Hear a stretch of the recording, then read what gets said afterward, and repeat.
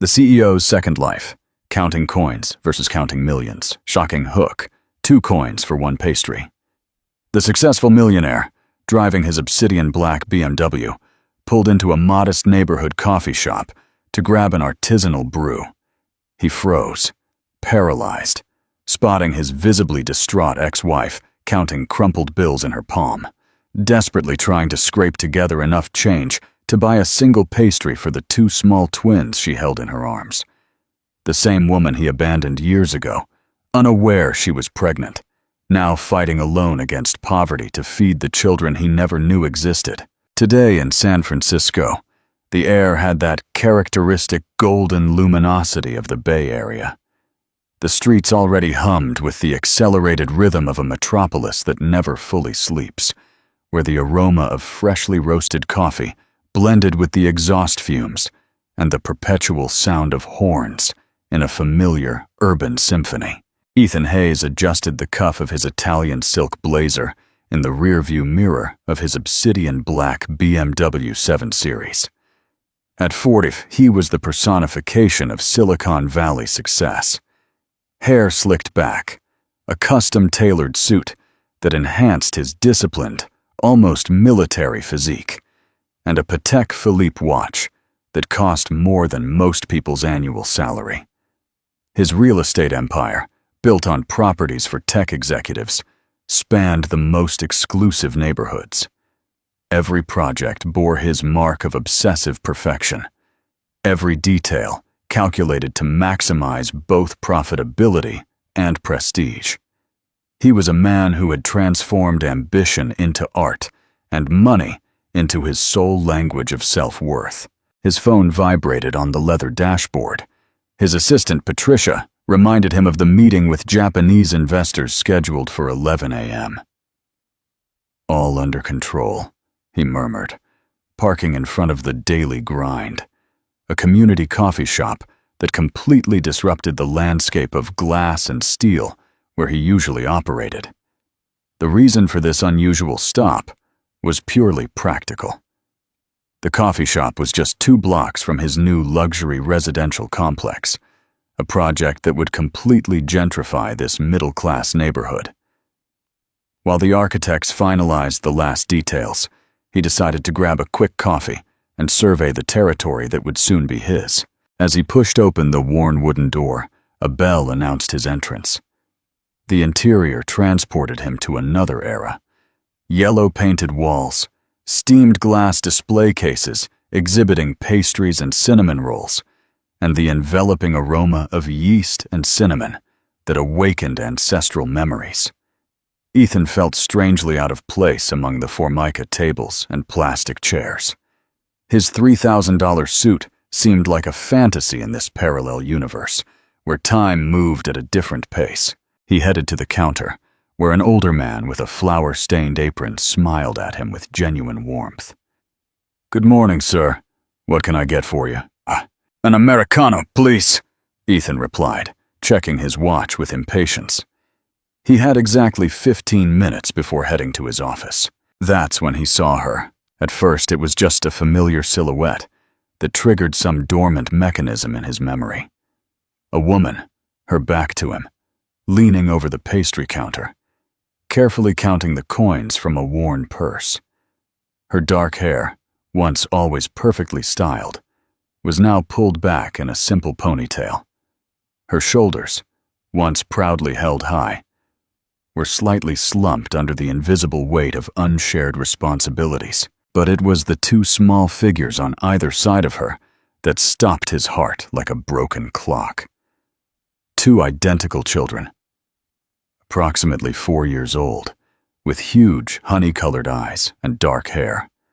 One clutched the woman's faded jeans, while the other watched the sweet pastries with childish curiosity, pointing at a croissant. "Mommy, can we get 2?" the child asked in a melodic voice. The woman recounted the coins, her brow furrowed with concentration and something that looked like distress. "We can only get 1, sweetheart. We'll split it at home." Ethan recognized that voice before he saw her face. 5 years vanished in an instant, like smoke dispersed by the wind. His ex-wife, Clara Riley, was standing there, 10 feet away, living a reality he had never imagined. The world stopped. The city noise became a distant buzz. His coffee cooled in his trembling hands as he watched the scene that would forever redefine his perfectly ordered existence. The children had his eyes, time fragmented into 1,000 pieces, like glass shattering on the asphalt. Ethan remained motionless, the steaming coffee in his hands turning into an anchor that kept him connected to reality, while his mind sailed through an ocean of memories he thought he had buried forever.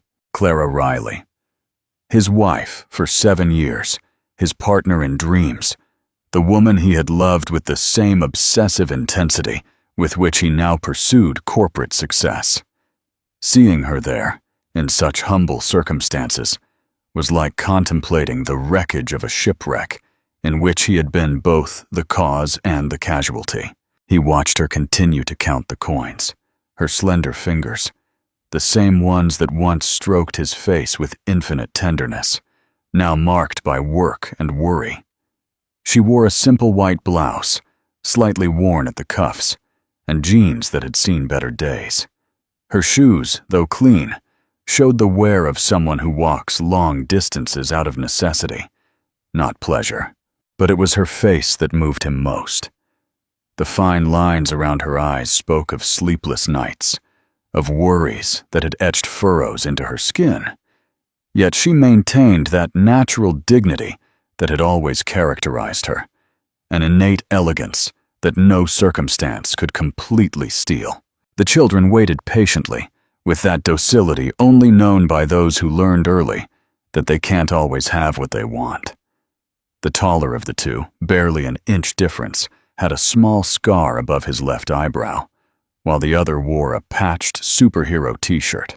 "Mr. Miguel," Camila said to the baker in a soft but firm voice, "could you give me only half a pound of sourdough bread? That's all I can afford today." The older man, his kind eyes etched with deep wrinkles, looked at her with compassion. "Clara, my dear, you know there's always something here for you and the children. Don't worry about—" "No," she interrupted gently, but with determination. "I've always paid for what I consume, and I won't change that now. Just the bread, please." Ethan felt as if a knife had been plunged into his chest. The woman who once lived in a 1,000-square-foot luxury condo, who had a closet full of designer dresses and jewelry that sparkled like captured stars, was now counting coins to buy basic bread for her children, his children. The certainty hit him with the force of a tsunami. He didn't need scientific proof. He didn't require medical confirmation. Those children had his honey-colored eyes, the same head tilt when they were thoughtful, the same frown. Genetics didn't lie, and in those small faces, he recognized fragments of himself mixed with Camila's serene beauty. Memories crowded in, like an unstoppable avalanche. The endless fertility clinic sessions, the hormone injections that turned Clara into an emotional roller coaster, the medical exams that invaded their intimacy, the procedures that transformed the act of love into a cold, calculated scientific equation. He vividly recalled the last fight, 3 days before he walked out. It had been a Friday night, after another meeting with investors that extended late. He arrived home after 11, expecting to find Clara asleep, but she was waiting for him in the living room, with red eyes and a medical report in her hands. "Ethan, we have one last chance," she told him, her voice broken, but hopeful. "The doctor says we can try IVF one more time. The parameters are better than ever." He, exhausted by work pressures, frustrated by years of disappointment, had responded with a cruelty that still haunted him. "I can't do this anymore, Clara. I can't keep exhausting my life, my business, my future for a dream that may never come true. I decided I don't want to be a father. I want to focus on building my empire, not chasing fantasies." The words had left his mouth like bullets, intended to wound, to close a subject he considered finished once and for all. He would never forget Clara's expression, as if he had physically torn her heart from her chest. 3 days later, she was gone, taking only one suitcase and leaving her wedding ring on the breakfast table next to a note that simply read, "I hope you find the happiness you are looking for." Now, 5 years later, there were the consequences of his selfishness, materialized in two small human beings, unaware of his existence. The silence in the coffee shop had become as thick as the dough resting in the ovens. Ethan watched as Mr. Miguel carefully wrapped the bread in green paper, his experienced hands working with the deliberate slowness of someone who understood that some moments should not be rushed. The children still followed every movement with the fascination of their age, oblivious to the emotional drama unfolding feet away.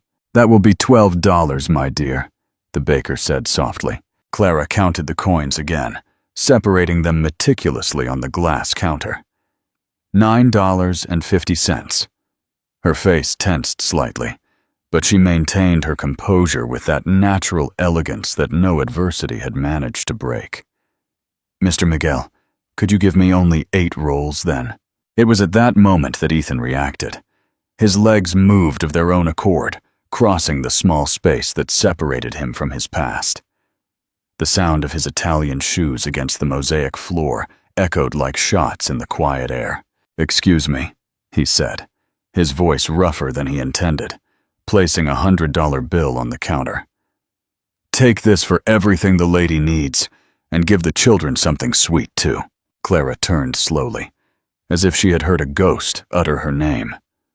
Her honey-colored eyes, the same eyes that once looked at him with unconditional adoration, met his after 5 years of absence. The impact was mutual and devastating. "Ethan," she murmured his name as if it were a prayer or a curse. He couldn't distinguish which. The twins looked at the tall, elegant man who had appeared out of nowhere. Their childish curiosity was palpable, but they remained close to their mother, instinctively sensing the tension that had settled in the air. "Clara," he replied, his name leaving his lips like an unknown echo of the past. I didn't know you were here, or that I had children," she completed with a smile that didn't reach her eyes. The question fell between them like a stone in a pond, creating ripples that spread in all directions of the small coffee shop. Mr. Miguel, with the wisdom of someone who had lived long enough to recognize intimate moments, discreetly retreated to the back, taking the children's attention with him, with the promise of showing them how sweet rolls are made. "They're beautiful," Ethan managed to articulate, his voice heavy with emotions he didn't know how to name.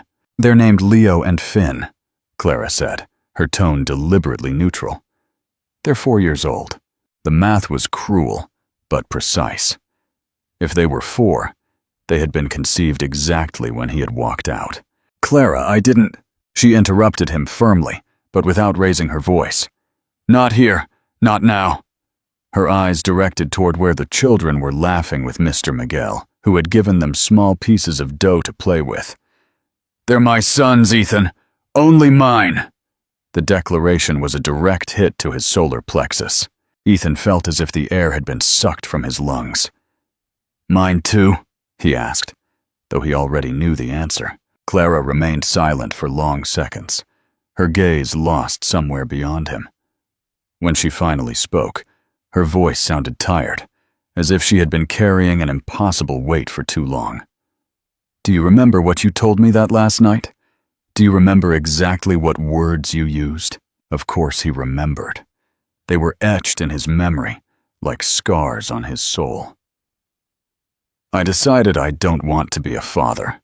Words he had uttered with the arrogance of someone who believes the world will bend to his will, never imagining that life had already made that decision for him. "I remember," he admitted, his voice broken. "Then you'll understand why I made the decisions I made." Camila took the package of bread that Miguel had left on the counter, along with a small bag of sweet rolls he had clearly added out of courtesy. "Thank you for the bread. The children and I have to go." "Wait!" Ethan implored, extending his hand without touching her. "Please, We need to talk.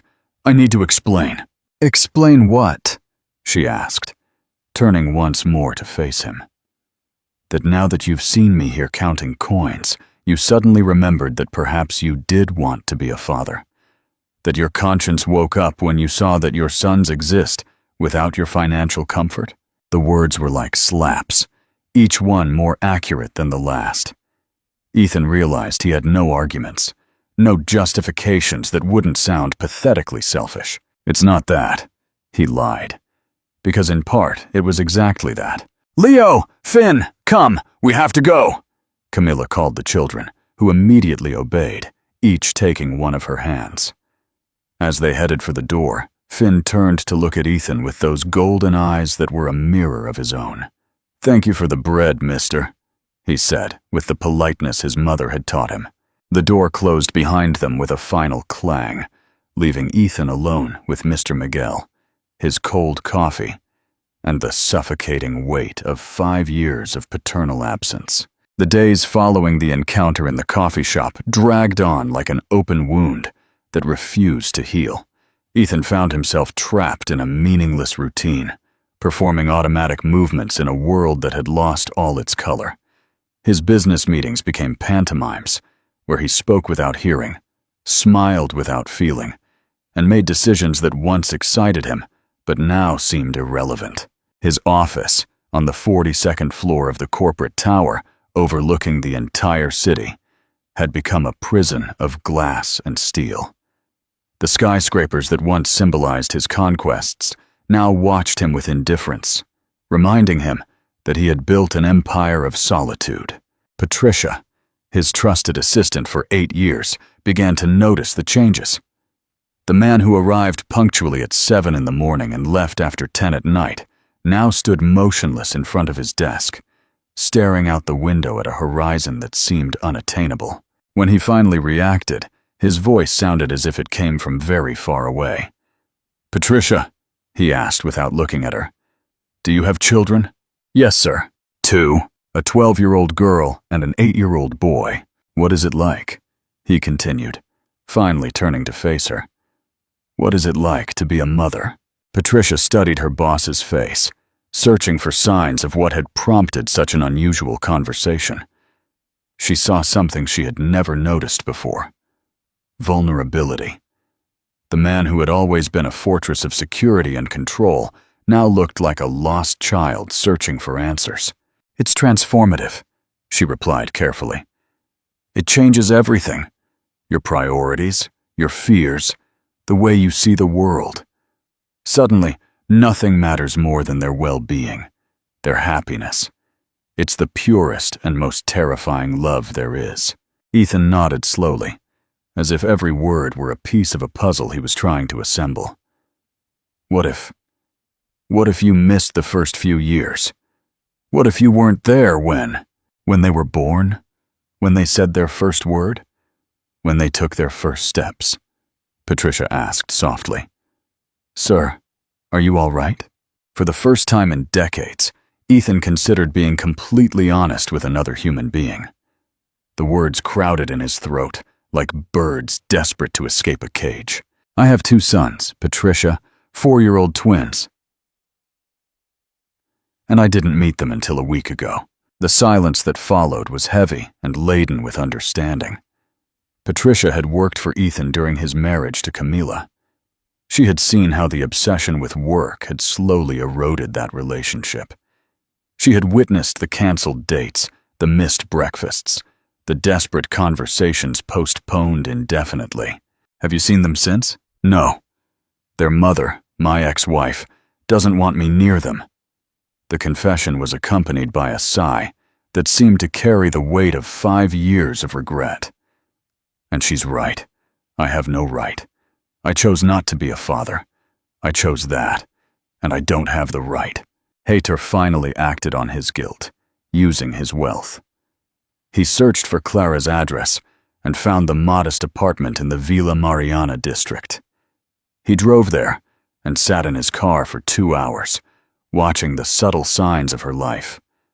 The clothes drying on the balcony, the school backpacks hanging by the door, the small, clean poverty that was a world away from his own. He made several phone calls, discreet inquiries. The first result was the discovery of Camila's job. She was a science teacher at a public high school in a low-income area. The second was the depth of her financial struggle. The medical debt from the premature birth of the twins had been crippling. He decided on a course of action that satisfied both his guilt and his need for control. Anonymity. He anonymously donated $2 million to the José de Anchieta State School, specifically earmarked for the creation of a state-of-the-art science laboratory under the condition that the funds be managed directly by the head science teacher, Clara. He hoped that the gift would improve her life and the lives of her sons without forcing a confrontation he was not yet ready for. 3 days later, Clara received the news. The donation, the biggest in the school's history, had been approved. But something about the situation made her uneasy. A prestigious construction company, typically working on million-dollar projects for multinational corporations, had been hired to transform 2 classrooms. The foreman, a man named Roberto, specifically sought out Clara during the first day of work. "Are you Professor Riley?" he asked, consulting a note on his clipboard. "My boss specifically asked me to consult with you on the lab details. He wants to ensure everything is exactly as you need to teach effectively." The specificity of the instruction surprised her. Why would an anonymous donor be so particularly interested in her specific opinions on the lab project? "Well," she said slowly, "it would be wonderful to have small group workstations, and we definitely need a secure area to store chemicals." As she described her pedagogical dreams to Roberto, who took meticulous notes, Clara couldn't shake the feeling that there was something familiar about the whole situation, something she couldn't identify, but that caused a growing unease in her stomach. Ethan, watching from somewhere in the city, received daily reports on the construction's progress, specifically asking if Professor Riley seemed satisfied with the work. He was a spy in his own generosity operation, desperately trying to get closer to a woman who had learned to distrust gifts that seemed too perfect. The lab was nearly finished when Clara discovered the truth. She returned to the school later than usual to pick up some materials she had forgotten, finding the building virtually empty, except for security and a few workers, giving the lab the final touches. The lights were on in her future classroom, revealing a space that looked straight out of a private university. Stainless steel workstations, state-of-the-art digital microscopes, and an interactive display that probably cost more than her 6-month salary. As she admired the equipment that would completely transform her teaching, she heard voices in the hallway. Roberto, the foreman, was on the phone with someone, his voice clearly audible through the ajar door. "Yes, Mr. Hayes. Everything is going exactly as you specified. Professor Riley seemed very satisfied when she saw the microscopes this morning. Do you want us to install the projection equipment you mentioned as well?" The world stopped. Mr. Hayes. There was only one Hayes in her life who would have the resources and the motivation for something like this. Clara felt as if the air had been sucked from her lungs. "Perfect," Roberto continued. "I'll tell the crew to install the sound system first thing tomorrow. And don't worry, no one else knows you're the benefactor. We maintained the anonymity, just as you requested." With trembling hands, Clara grabbed her things and left the building as quietly as possible. The bus ride home was a fog of contradictory emotions: rage, humiliation, confusion, and underneath it all, a deep sadness she hadn't felt since the day they signed the divorce papers. That night, after putting Leo and Finn to bed, she sat in her small kitchen with a cup of tea that cooled without being tasted. How long has he been watching me? How did he find out where I worked? Why now, after 5 years of absolute silence? The answer came with the brutal clarity of a lightning strike. He had seen the children. At the coffee shop.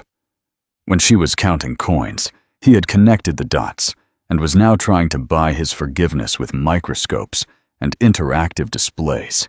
The phone rang, interrupting her thoughts.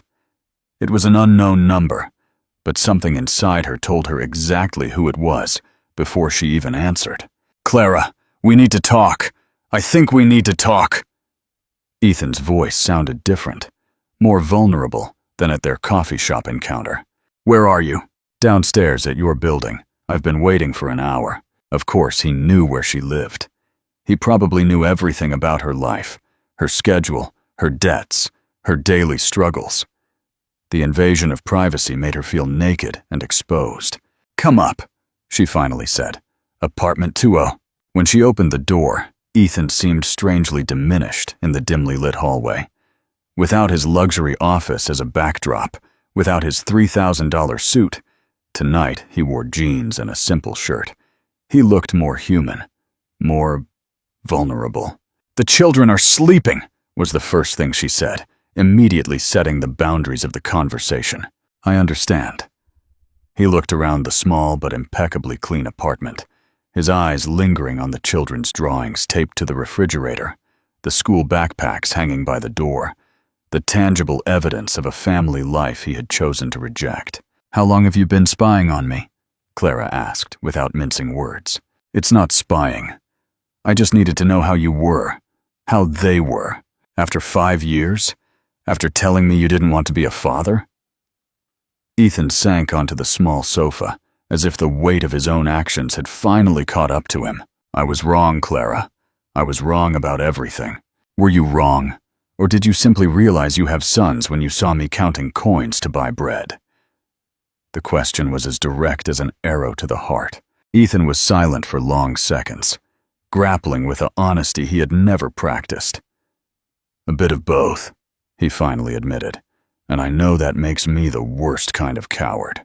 The silence that followed Ethan's confession was thick, laden with the understanding that this was the truth they both had to confront. "Do you know what hurts the most?" she finally asked, her voice barely a whisper, so as not to wake the children. "It's not that you investigated me, or even that you used your money to get close to me. It's that for 5 years, 5 whole years, you never cared enough to ask if I was okay."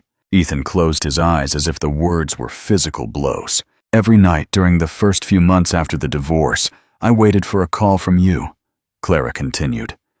"Every time the phone rang, every time there was a knock at the door, I thought that maybe, just maybe, you had changed your mind, that you wanted to know how I was coping alone." "Clara, I wasn't finished." Her voice took on a firmness he hadn't heard before.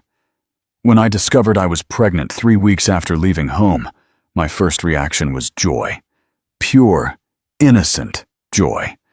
Because I thought that maybe this news would make you reconsider everything you had said." Ethan opened his eyes, facing his ex-wife's gaze, with an expression of pain that seemed to emanate from the depths of his being. "But then I remembered your exact words. I decided I don't want to be a father. You didn't say, 'I'm not ready,' or 'maybe later.' You said you didn't want to be a father. End of story. So I made a decision that I thought honored your will. I would raise them alone." She corrected herself. "I would raise them alone." And for the first time since he arrived, a small, sad smile crossed her face. Because it turned out to be 2 identical twins who entered the world fighting for their lives. The information hit Ethan like an avalanche. He hadn't just missed the birth of his sons. He had been absent during what was clearly a traumatic experience. Complications. Twin-to-twin transfusion syndrome, Clara explained with the clinical precision of someone who had lived those medical terms day and night for months. Leo was receiving too much blood flow, and Finn too little. We had to do a laser surgery in utero to separate them. 2 months of hospitalization after birth. Leo weighed 2 pounds, 10 ounces at birth. Finn, barely 2 pounds. While you were overseeing the construction of luxury towers and negotiating million-dollar contracts, your sons were fighting for their lives in incubators, with machines breathing for them. How much did it cost? Ethan asked, his voice shaking. The whole treatment, the hospitalization. Clara laughed, but there was no humor in the sound. You want to know how much it costs to save the lives of your sons when you don't have private insurance? $400,000. Money I didn't have and am still paying off. Why didn't you call me? Regardless of what happened between us, to boss, you had the right. The right to what? She interrupted. To be rejected a second time? To have you tell me that the medical problems of sons you didn't want were not your responsibility? You never would have said that, wouldn't I? Because when I told you I wanted to try IVF one more time, your response was that you wouldn't continue delaying your life for fantasies. What makes you think you would have reacted any differently if I had called you in a panic from the hospital? Ethan had no answer, because the truth was, he didn't know what kind of man he had been 5 years ago. He only knew that man now seemed like a selfish, despicable stranger. They are mine, he said finally. Not as a question, but as a declaration he needed to utter aloud. Yes, they are yours, biologically, but in all the ways that truly matter. The sleepless nights when they had fevers, the first steps, the first words, the bedtime stories, the scraped knees, the hugs when they had nightmares. In all of that, they are only mine. Clara's words echoed in the small apartment like the sound of a final sentence. Ethan remained motionless, processing not only what he had heard, but the accumulated weight of 5 years of decisions that now revealed themselves to be the most devastating mistakes of his life. Can I see them? He asked, his voice broken. Just see them sleeping. I don't need to wake them or anything. I just need to... What do you need, Ethan? Clara asked. But her tone had lost some of its previous harshness. There was something in her ex-husband's desperation that touched a nerve she thought she had severed forever.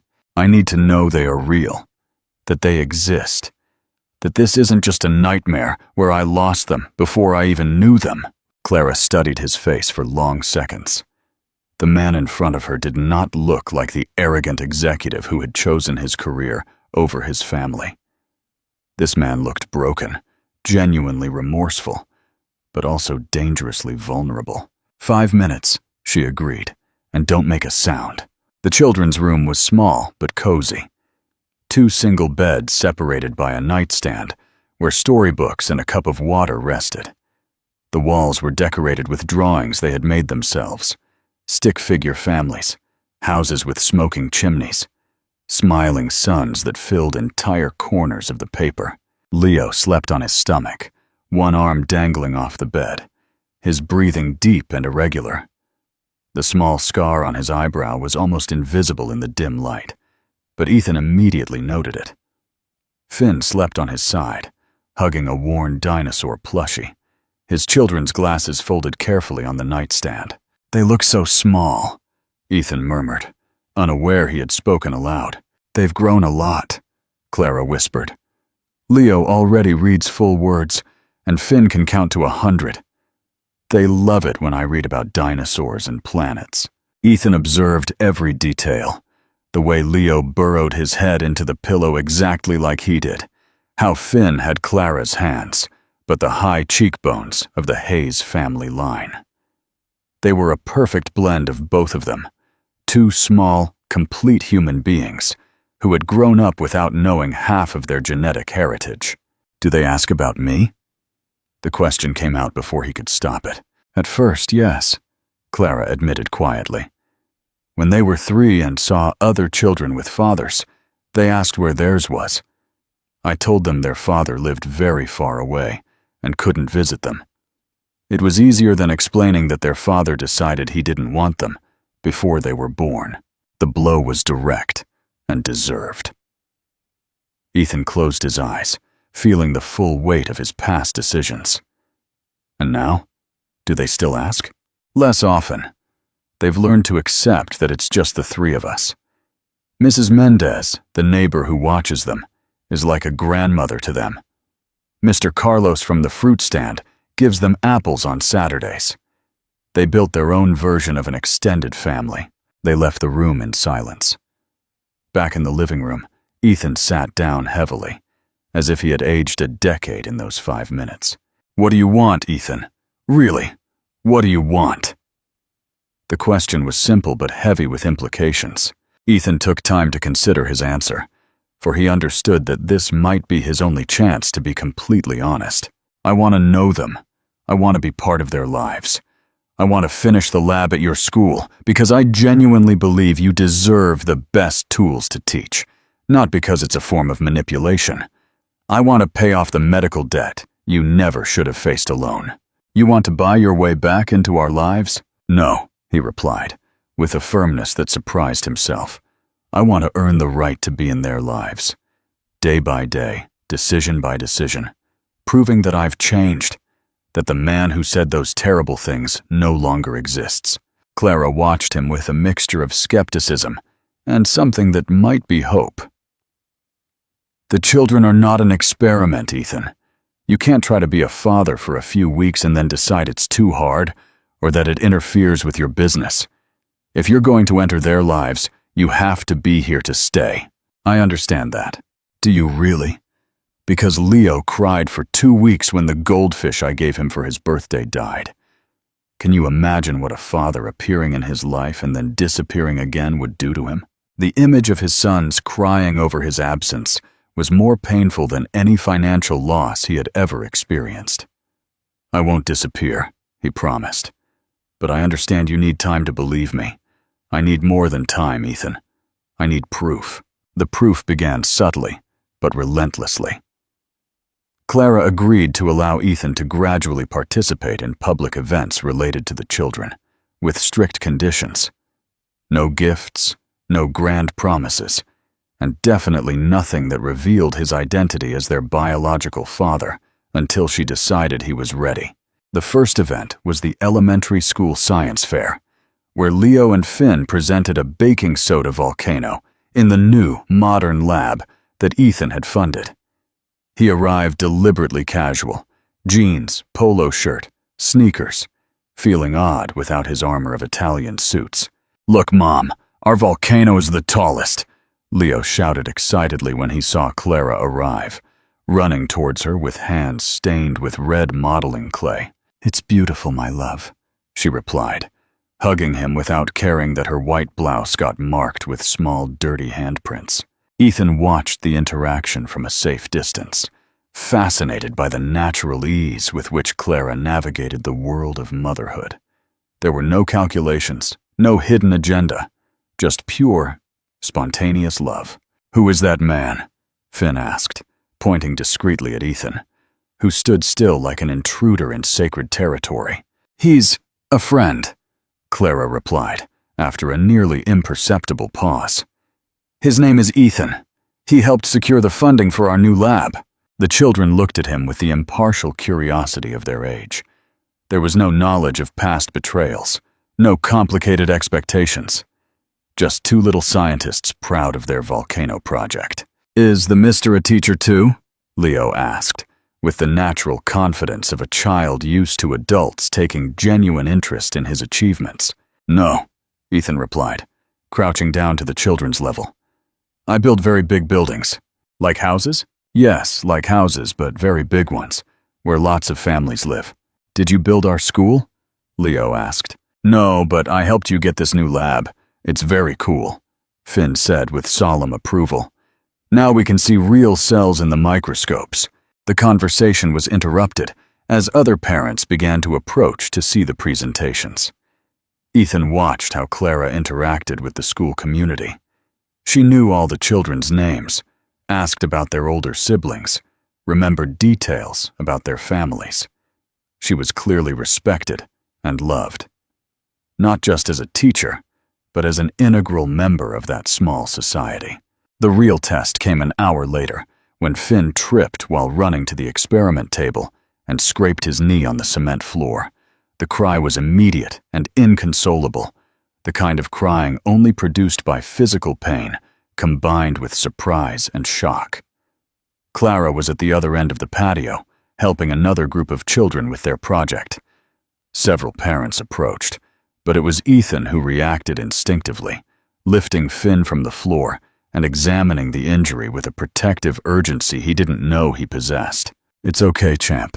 It's just a scrape," he said soothingly, pulling a clean handkerchief to carefully wipe away the blood. "Does it hurt a lot?" Finn nodded between sobs, but clung to Ethan's neck with instinctive trust. Something in the man's chest broke and reassembled simultaneously. "Let's go find your mother so she can fix this up nicely, all right?"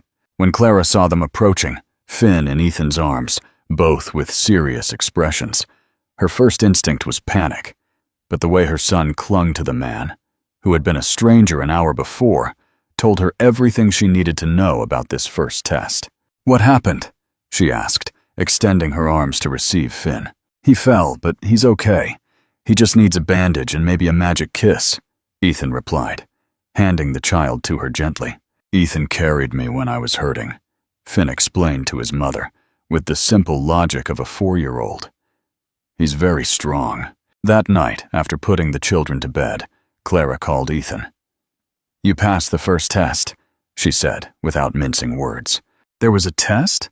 "There are always tests when my children are involved. The question is whether you react as a father or as a stranger when a small crisis arises. You reacted as a father. It felt natural," he admitted. "Terrifying, but natural. Good, because there will be much harder tests." The call came at 2 a.m.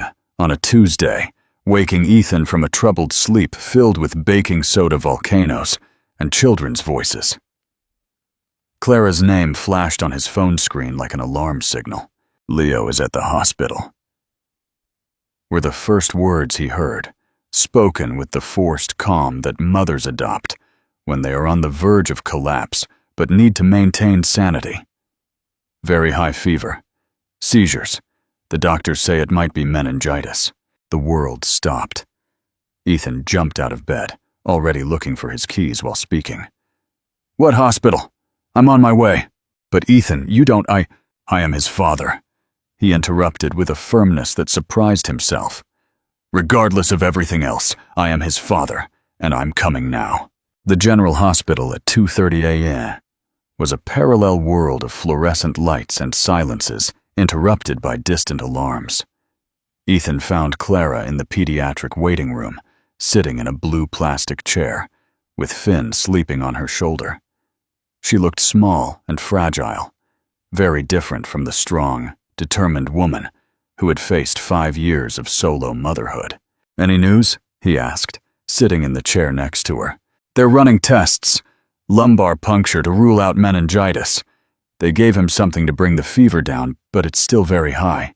Her voice cracked slightly on the last words. Ethan looked at Finn, who slept restlessly against his mother's chest.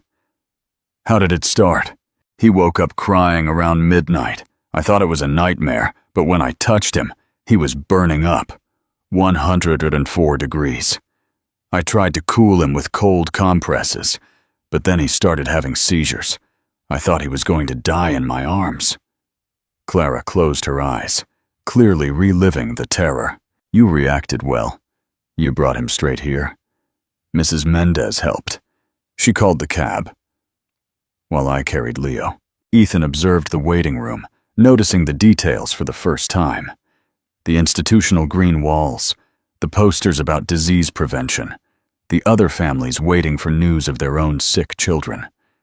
It was a world completely outside his experience, a place where money could not immediately buy what was needed: certainty, health, peace of mind.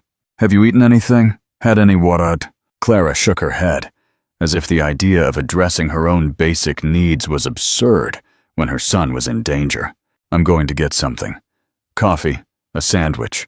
I won't go further than the cafeteria downstairs." When he returned with hot coffee and something to eat, he found Clara talking to a young attending doctor. Her expression had changed, less tense, but still worried. "What's the verdict?" Ethan asked, handing her the coffee. "It's not meningitis," the doctor replied, addressing both of them. "Preliminary tests are clean. It seems to be a severe viral infection, but nothing life-threatening. The fever is coming down with the medication. You can see him in a few minutes. He's still sedated, but only one person at a time can go in. Clara looked at Ethan, evaluating something in his expression. "You go first," she finally said. "I'll wait here with Finn." The pediatric room was small and sterile, dominated by a bed where Leo looked extraordinarily small, connected to monitors and IV lines. His breathing was regular, but his face was still flushed with residual fever. Ethan approached slowly, as if afraid his presence might worsen the situation. It was the first time he had seen one of his sons vulnerable, sick, needing protection. The feeling was primitive and overwhelming. "Hello, champ," he whispered, carefully taking the small hand that wasn't connected to the IV. "Daddy's here." The word came out without thinking, natural as breathing. Daddy. He had called himself father for the first time, and the word sounded strange and inevitable simultaneously. His phone vibrated. Patricia, reminding him of the crucial meeting with the Japanese investors scheduled for 9 o'clock, a meeting he had been planning for months, which could guarantee the funding for the most ambitious project of his career. He looked at the clock. 5:30 ASEA. He had 3 hours and a half to get to the office, prepare, and present the project that would define the future of his company. Then he looked at Leo, who was starting to stir slightly, perhaps emerging from the sedation. For the first time in his adult life, the choice was immediate and clear. He dialed Patricia's number. "Cancel the meeting with the Japanese," he said when she answered sleepily. "What do you mean, Mr. Hayes? That meeting is crucial for—" "Cancel it, reschedule, do whatever you have to do. I have a family emergency." "Family emergency, but you don't have—" "I do, Patricia, and right now that is the only thing that matters." Leo fully recovered in 3 days, but the repercussions of Ethan's decision were only just beginning to manifest. The canceled meeting with the Japanese investors had been more than a lost opportunity. It was an unintentional declaration that his priorities had fundamentally shifted. Ricardo Hayes, his senior partner of 10 years, walked into Ethan's office on Friday afternoon with an expression that wavered between concern and irritation. Ricardo was a man of 52, meticulously dressed and obsessively punctual, who had built his fortune following a simple philosophy. Business first, emotions later. "Family emergency?" he asked, getting straight to the point, throwing a folder onto the mahogany table. "The Japanese were insulted, Ethan. 10 months of negotiations thrown out because you decided you had a family emergency. What kind of family emergency can a man who has no family have?" Ethan looked up from the documents he was reviewing without actually reading them. For the past 3 days, he had been split between the hospital, the office, and a new reality where balance sheets seemed less important than knowing if Leo had eaten a good breakfast. "I have a family, Ricardo. I just didn't know them." "What the hell are you talking about?" "I have 2 4-year-old twin sons with Clara. I didn't know until a few weeks ago." The silence that followed was thick and laden with implications. Ricardo slowly sat down, his expression shifting from irritation to incredulity, and finally, to something that looked like strategic calculation. "Clara, your ex-wife, the one you divorced 5 years ago because you didn't want children?" "Because I didn't want children," Ethan corrected. "She had them, and raised them alone for 4 years. And now that I've met them, what? You're going to be a dedicated family man? You're going to start canceling important meetings to go to school plays?" The question contained poorly disguised mockery, but also genuine concern for the future of the company they had built together. "I don't know, Ricardo, but I know that when my son was in the hospital, I couldn't be anywhere else." "Your son?" Ricardo repeated slowly. "Ethan, I've known you for over a decade. You're the most ambitious, focused man I've ever met. You sacrificed everything, your marriage, your health, your social life, to build this empire. And now you're telling me you're going to throw it all away for 2 kids you didn't even know last week?" "I'm not throwing anything away. I'm reconsidering priorities. Balance is a luxury we can't afford at this level of business. You're either fully committed or you're not." That night, Ethan ate for the first time with Leo, Finn, and Clara in the small apartment in Logan Square. The table was tiny compared to the dining room in his penthouse. The food was simple, vegetable soup and homemade quesadillas, but the conversation was full of life. "Is Mr. Ethan coming tomorrow too?" Finn asked, while spreading jam on a piece of bread. "If he wants to," Clara replied, looking at Ethan with an expression he couldn't fully decipher. "Want what?" he asked. "Tomorrow is Saturday. We always go to Millennium Park in the morning, and then to the Museum of Natural History if it's not raining," Leo explained. "Does the mister want to go with us?" It was a simple invitation, uttered with the naturalness of a child who doesn't understand the complexities of adult relationships. But for Ethan, it represented something monumental.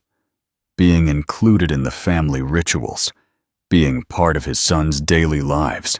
"I'd love to," he replied, and he found it was the most genuine truth he had spoken in years. His phone rang. Ricardo, likely with more corporate crises, more urgent meetings, more reminders about financial commitments. For the first time in his adult life, Ethan silenced the phone without answering. The Saturday at Millennium Park was a revelation of perfect simplicity. Ethan watched, fascinated, as Leo chased pigeons with scientific determination, while Finn built elaborate sandcastles. Clara had packed sandwiches and juice in a small cooler, creating a picnic that cost less than $50, but felt more luxurious than any business dinner in a five-star restaurant. "Daddy, can you push me on the swing?" Leo asked naturally, using the word Ethan had been waiting to hear for weeks. His heart stopped. He looked at Clara for confirmation or explanation, but she just nodded slightly, as if giving him permission to claim the title he so desperately craved. "Of course, champion," he replied, following Leo toward the swing set with steps that felt historically significant. It was in that moment of perfect happiness that the call came that would change everything. Not to him, he had kept his phone off as promised, but to Clara. "Mom?" she answered, moving slightly away for privacy. "What happened? You're crying." Ethan immediately noticed the change in her expression, the way her face turned pale as she listened. He approached instinctively, unable to hear the words but recognizing the tone of crisis. "It's okay, Mom. We're coming." "What happened?" Ethan asked when she hung up. "My mother had a heart attack. She's at the hospital. I need to get to Springfield immediately." Her hands trembled as she put the phone back in her bag. "We'll all go." "I'll drive." "No, Ethan. It's a 2-hour drive, and my mother never approved of our marriage. She told me terrible things about you. When the children were born, I told her their father died in an accident. It was easier than explaining the truth." The weight of that revelation was a physical blow. "You're not facing this alone," Ethan interrupted firmly. "And it's time your mother knew the truth." The drive to Springfield was tense and silent, interrupted only by periodic calls to the hospital to check on Mrs. Riley. In the hospital, Mrs. Riley looked exactly like Clara, aged. "Who is this man?" Mrs. Riley asked when she saw him enter the room behind her daughter. "Mother," Clara began, "I have something I need to tell you." "It's Ethan, isn't it?" the older woman interrupted, her voice weak but loaded with a certainty that surprised them both. "The father of Leo and Finn." "How did you know?" Clara started. "The children have his eyes, Mija. And some months ago, Leo asked me why they didn't have a paternal grandfather, if all the other children had too. I always knew he hadn't died. A mother knows when her daughter is lying to protect herself." Mrs. Riley looked directly at Ethan. "I hated you for 5 years, but I also saw how Clara could never completely hate you. I saw how she kept all your wedding photos, how she named the children with names she knew you would like. After my attack today, the only thing I could think about was those children growing up without knowing their father. I want to help you," Ethan said. "I want to help you rebuild your life and Clara's." The final, unexpected hurdle came 6 months later. Ethan lost the majority control of his company when Ricardo executed a legal maneuver, capitalizing on his partner's instability to form an alliance with external investors. The betrayal was swift and financially devastating, but surprisingly liberating emotionally. For the first time in decades, he was free from the pressures that had defined his existence. With the resources he had left, he established the Riley Vaz Foundation, focused on providing medical and educational support to low-income single parents. Clara accepted the role of Director of Educational Programs. They worked together, side by side, rebuilding trust and purpose. "The Japanese called," Clara said casually one evening. "They want to fund 3 more science labs through the foundation. Apparently, when they heard about your new mission, they decided they preferred to work with someone who truly understands the value of education." That Sunday, while walking to the community coffee shop, the 4 of them hand in hand, Leo counting his steps aloud while Finn hummed a tune he had learned at school, Ethan thought about how life had completed a perfect circle. The place where everything began, where he had first seen the woman he loved counting coins to feed the children he didn't know were his, was now the place where they celebrated their united family every Sunday. He understood that true wealth is not measured in net worth, but in moments like this. Philosophical conclusion. The true valuation. In Silicon Valley, life is obsessed with valuation, the financial measure of a company's worth. Ethan Hayes built an empire on that premise. His ultimate lesson, however, was that the true valuation of a life is not calculated by income and assets, but by the courage you invest in human connection and the love you choose to prioritize. He sacrificed his $50 million deal and his majority control, but in return, he gained an irreplaceable family and a mission, a life where value was finally defined by people, not profits. His empire was smaller, but his life was infinitely richer. What is your biggest takeaway on the difference between net worth and true value? Did Ethan deserve his second chance? Rate this story and let us know your thoughts below. And don't forget to subscribe for more stories about life's biggest pivots.